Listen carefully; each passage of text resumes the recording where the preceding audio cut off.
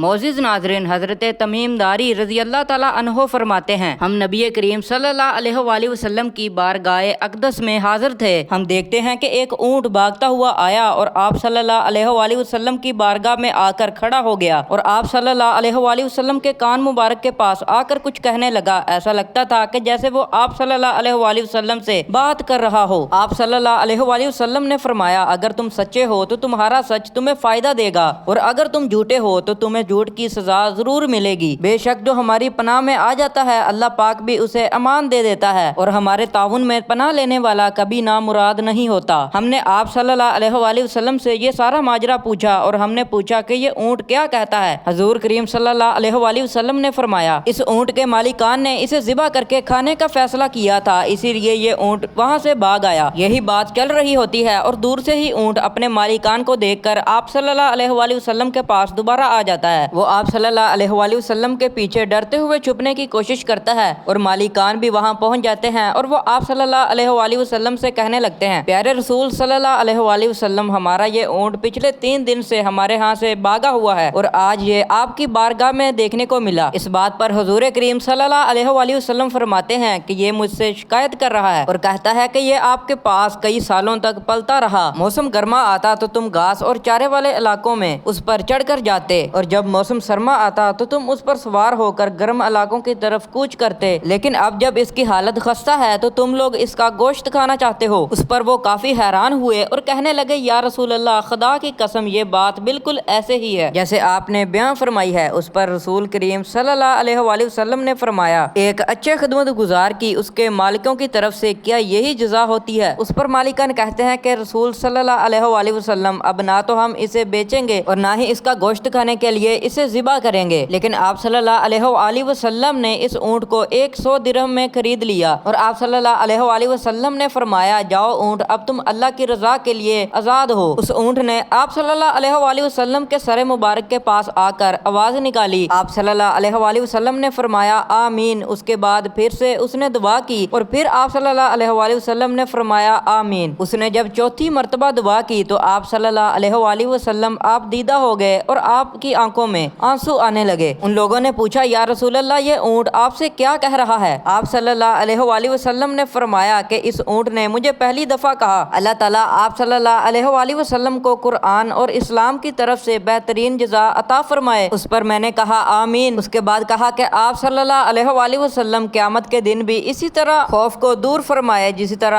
आज मेरे खौफ को दूर फरमाया। उस पर मैंने कहा, आमीन। फिर उसने कहा कि दुश्मनों से आपकी उम्मत का खून भी इसी तरह महफूज रहे जिस तरह आपने मेरा खून महफूज फरमाया। उस पर भी मैंने कहा, आमीन। फिर उसने कहा कि अल्लाह पाक आपकी उम्मत के दरमियान कोई भी जंग पैदा ना होने दे। उस पर मेरी आंखों में आंसू आ गए, क्योंकि ये दुआएं मैंने पहले ही अपने अल्लाह से मांग रखी हैं, लेकिन जो आखिरी दुआ है वो कबूल नहीं हुई, क्योंकि अल्लाह पाक ने जो कुछ लिख दिया है बिल्कुल वैसा ही होगा। दोस्तों, उम्मीद करता हूँ कि हमारी ये वाली वीडियो भी आपको पसंद आई होगी। हमारे चैनल को सब्सक्राइब करना ना भूलिएगा। अल्लाह हाफिज।